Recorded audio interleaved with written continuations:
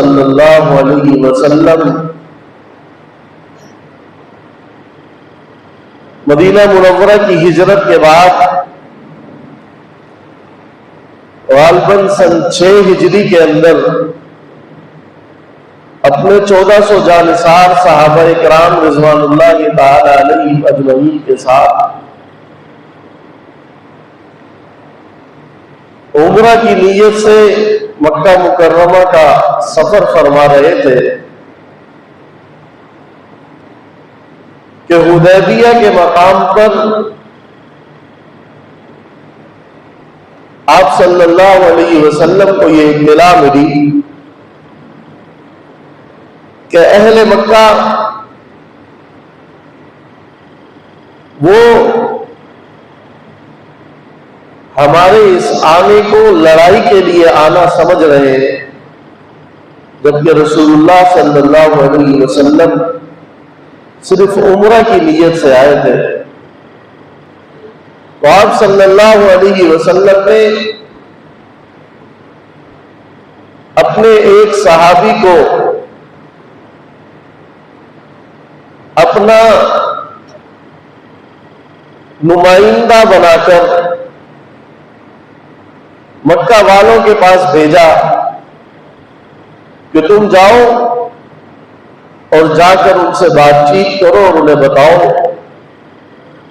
کہ ہم اسلحہ اٹھا کر نہیں آئے، ہم تو قربانی کے جانور ساتھ لے کر عمرہ کی نیت سے آئے ہیں اور عمرہ کر کے ہم واپس چلے جائیں گے، ہم کسی لڑائی کی نیت سے نہیں آئے، تو ہمیں روکا نہ جائے۔ تو آپ صلی اللہ علیہ وسلم کی یہ صحابی آپ کا پیغام لے کر مکہ مکرمہ گئے اور مشرکین مکہ سے بات کی۔ تو انہوں نے کہا کہ آپ تشریف لائے ہیں، آپ آئے ہیں تو آپ طواف کر لیجئے، آپ عمرہ کر لیجئے، باقی آپ کے ساتھیوں کو ہم آنے کی اجازت نہیں دیں گے۔ تو حضرت عثمان غنی رضی اللہ تعالی عنہ جو آپ کے یہ پیغام لے کر مشرکین مکہ کے پاس گئے تھے، انہوں نے کہا یہ نہیں ہو سکتا کہ تم میرے آقا اور مولا حضرت محمد مصطفیٰ صلی اللہ علیہ وسلم کو تو عمرہ کرنے سے روک دو اور میں اکیلا یہاں عمرہ کروں، ایسا نہیں ہو سکتا۔ تو انہوں نے آپ کو روک دیا اور یہ افواہ اڑا دی گئی کہ ان العثمان قد قتل، کہ مشرکین مکہ نے حضرت عثمان رضی اللہ تعالی عنہ کو نعوذ باللہ شہید کر دیا۔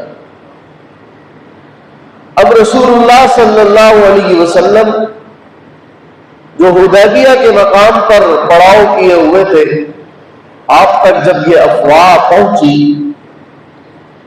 آپ صلی اللہ علیہ وسلم ایک درخت کے نیچے تشریف فرما ہوئے اور اپنے صحابہ کو اکٹھا کیا اور فرمایا کہ مجھے یہ اطلاع پہنچی ہے کہ مشرکین مکہ نے عثمان کو شہید کر دیا ہے،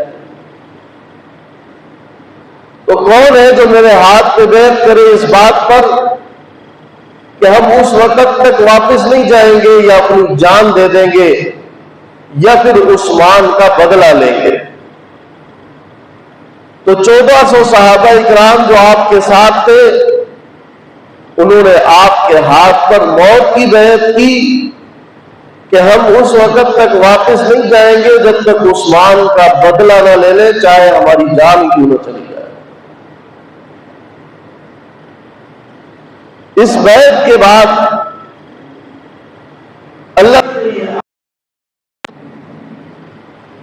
کہ لقد رضی اللہ عن المؤمنین اذ یبایعونک تحت الشجرہ، کہ تحقیق اللہ ان مومنوں سے راضی ہو گیا کہ جنہوں نے درخت کے نیچے بیٹھ کر آپ کے ہاتھ پر بیعت کی۔ اور ایک دوسری آیت کے اندر اللہ رب العزت نے فرمایا ید اللہ فوق ایدیہم اللہ رب العزت کا ہاتھ، اے نبی نیچے آپ کا ہاتھ ہے، اوپر 1400 صحابہ اکرام کا ہاتھ بیعت کے لیے ہے۔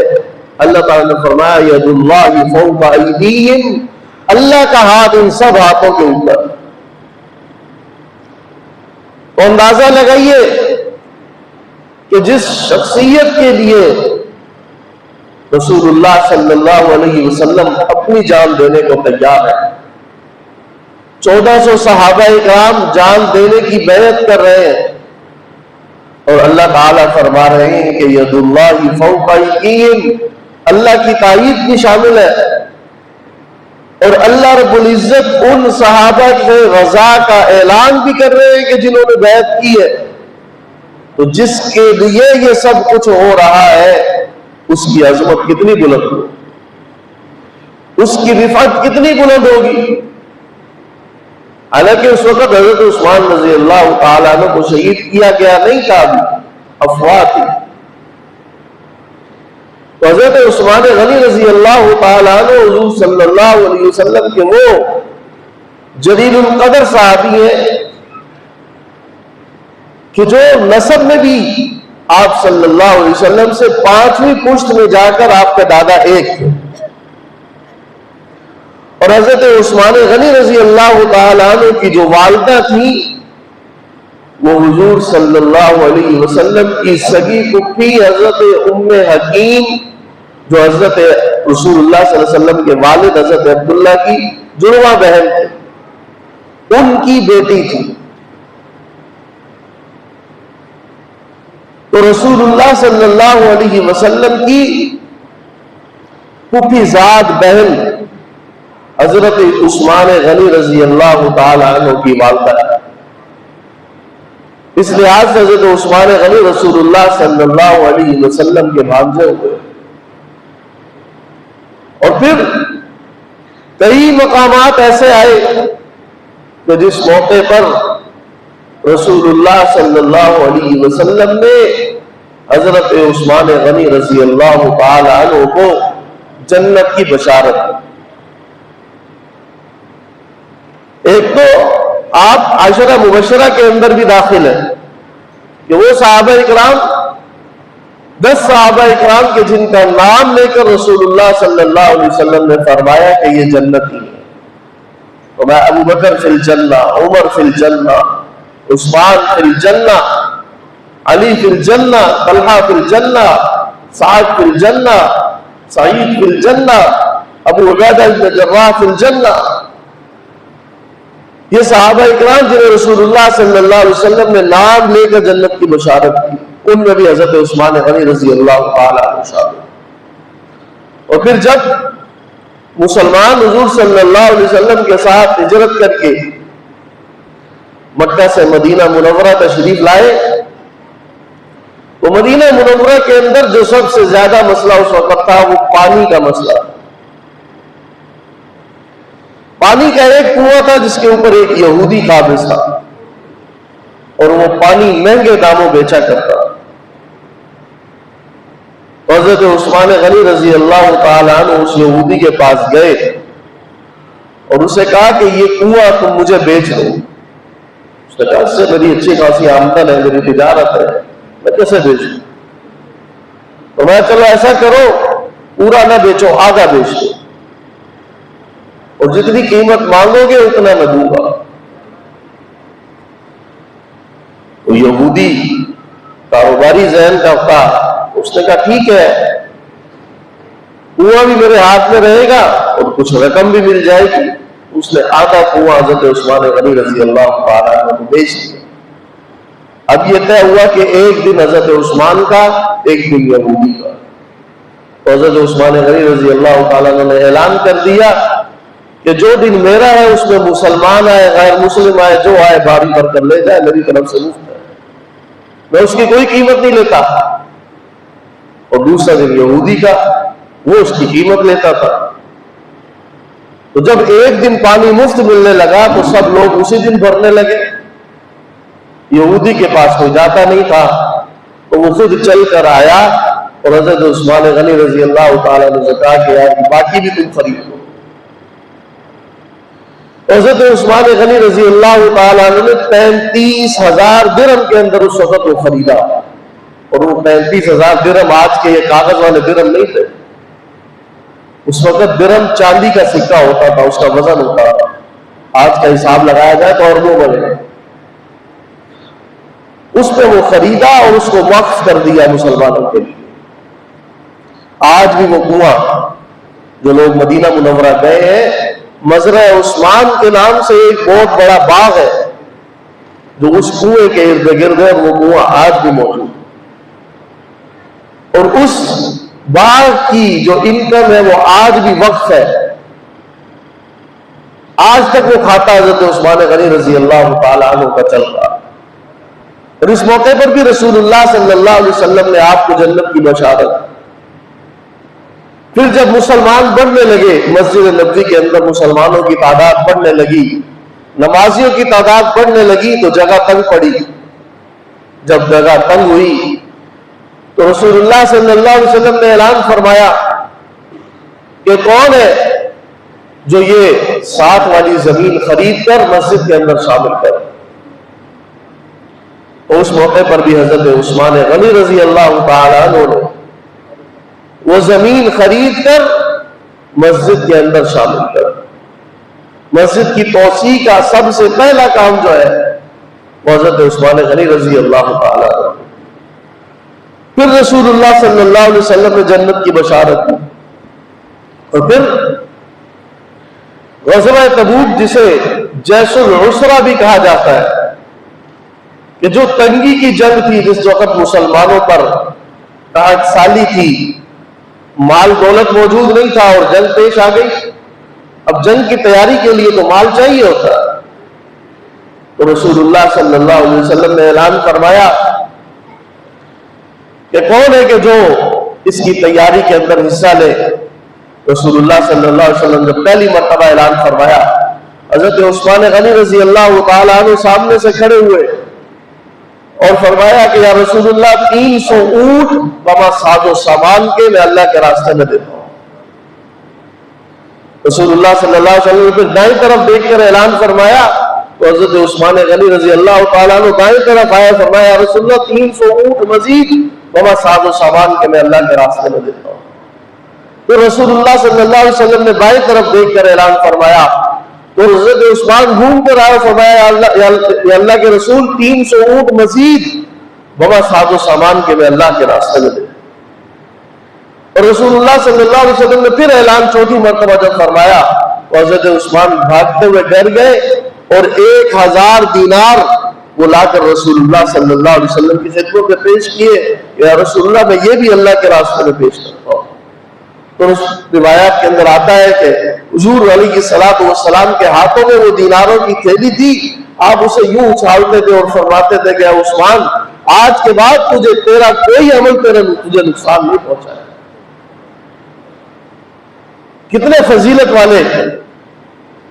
کتنی بشارتوں والے یہ رسول اللہ صلی اللہ علیہ وسلم کے صحابی ہیں۔ اور یہی حضرت عثمان غنی رضی اللہ تعالیٰ عنہ ہے کہ حضرت آدم علیہ الصلوۃ والسلام سے لے کر رسول اللہ صلی اللہ علیہ وسلم تک کسی امتی کو یہ سعادت نصیب نہیں ہے کہ وہ 2 مرتبہ دلہا بن کے کسی نبی کے گھر گیا۔ حضرت عثمان غنی رضی اللہ تعالیٰ عنہ وہ شخصیت ہے کہ جنہیں یہ اعزاز حاصل ہے کہ آپ صلی اللہ علیہ وسلم کی 2 بیٹیاں یکے بعد دیگرے آپ کے نکاح کرنا۔ جب رسول اللہ صلی اللہ علیہ وسلم نے دعوت اسلام پیش کی تو اس وقت ابو لہب کے 2 بیٹے عتبہ اور شیبہ ان کے نکاح کے اندر رسول اللہ صلی اللہ علیہ وسلم کی بیٹیاں تھیں۔ جب رسول اللہ صلی اللہ علیہ وسلم نے اسلام کی دعوت دی اور اس کے مقابلے میں اس کے جواب کے اندر اس ابو لہب نے رسول اللہ صلی اللہ علیہ وسلم کو برا بھلا کہا، اور قرآن کی یہ آیت نازل ہوئی پھر تبت یدا ابی لہب، کہ ابو لہب کے دونوں ہاتھ ہلاک ہو جائے، تباہ و برباد ہو جائے ابو لہب۔ جب یہ آیت نازل ہوئی تو ابو لہب نے اپنے بیٹوں کو کہہ کر رسول اللہ صلی اللہ علیہ وسلم کی دونوں صاحبزادیوں کو طلاق دلوا دی۔ حضرت عثمان غنی رضی اللہ تعالیٰ عنہ نے حضرت رقیہ رضی اللہ تعالیٰ عنہ جو حضور کی بیٹی تھی ان سے نکاح فرمایا، اور پھر کچھ عرصہ گزرا، ان کا انتقال ہو گیا، تو حضرت عثمان غنی رضی اللہ تعالیٰ عنہ غمگین بیٹھے تھے۔ کسی نے پوچھا کہ عثمان کیوں پریشان ہو؟ فرمایا کہ میں نے رسول اللہ صلی اللہ علیہ وسلم سے سنا ہے کہ آپ نے فرمایا کہ کل قیامت کے دن کوئی قرابت کسی کے کام نہیں آئے گی، کوئی رشتہ داری کام نہیں آئے گی سوائے میری قرابت کے، میری رشتہ داری کے۔ تو آج رسول اللہ کی بیٹی کا انتقال ہو گیا، میں رسول اللہ کی قرابت سے نکل گیا، میں اس لیے پریشان ہوں۔ تو رسول اللہ صلی اللہ علیہ وسلم نے اپنی دوسری بیٹی حضرت ام کلثوم کا نکاح بھی آپ کے ہاتھ میں دیا، اور پھر جب حضرت ام کلثوم کا بھی انتقال ہو گیا تو آپ کو پھر غمگین دیکھا۔ تو روایات کے اندر آتا ہے کہ رسول اللہ صلی اللہ علیہ وسلم نے فرمایا اگر میری 40 بیٹیاں ہوتی تو میں یہ کے بعد دیگرے عثمان کے نکاح کے اندر دے دیتا، عثمان اس قابل۔ یہ وہ شخصیات ہیں کہ جن کی تعریف اللہ کر رہا ہے، اللہ کا رسول کر رہا ہے۔ ان شخصیات کو ہمارا آئیڈیل ہونا چاہیے، ان کی زندگیوں کا ہمیں مطالعہ کرنا چاہیے کہ جو اللہ کے بھی محبوب، اللہ کے رسول کے بھی محبوب۔ آج ہم نے ان شخصیات کو بلا دیا، ہم جدت کے پیچھے، جدید چیزوں کے پیچھے لگ گئے، اور جو اللہ اور اللہ کے رسول کی پیاری چیزیں ہیں، جو شخصیات ہیں، ان کو پڑھنا جاننا چھوڑ دیا۔ ہم میں سے کتنے لوگ ہیں کہ جن کو آج یہ معلوم ہو کہ اسی مہینے کی 18 ذی الحج کو حضرت عثمان غنی رضی اللہ تعالیٰ عنہ کا یوم شہادت۔ ذی الحج کا مہینہ اسلامی سال کا آخری مہینہ ہے، اور اسلام کہ سال کی اختتام بھی قربانیوں سے ہے۔ حضرت عثمان غنی کی شہادت کا قصہ واقعہ انشاءاللہ بھی وقت نہیں ہے، اگلے جمعے عرض کروں گا انشاءاللہ۔ تو بڑے مظلومانہ طریقے سے حضرت عثمان غنی رضی اللہ تعالیٰ عنہ کو شہید کیا گیا۔ تو آپ کی شہادت 18 ذی الحجہ کو ہے۔ تو یہ ہمیں یاد کروانے کا مقصد یہ ہے کہ ہمارے لیے آئیڈیل اور نمونہ یہ چیزیں ہیں، یہ شخصیات ہیں کہ جن کے اتنے فضائل ہیں، اور جن کو قرآن نے میرے اور آپ کے لیے نمونہ بنایا ہے۔ فَإِنْ آمَنُوا بِمِثْلِ مَا آمَنْتُمْ بِهِ فَقَدِ اهْتَدَوْا۔ قرآن نے کہا ہے کہ ان کی طرح کا ایمان ہوگا تو کامیاب ہوگا۔ تو ان کی طرح کا ایمان ہمارا کیسے ہوگا کہ جب ہم ان کی زندگیوں کا مطالعہ کریں گے، ان کی سیرت کو پڑھیں گے، ان کو اپنائیں گے، ان کو یاد رکھیں گے، اور یاد رکھیے کہ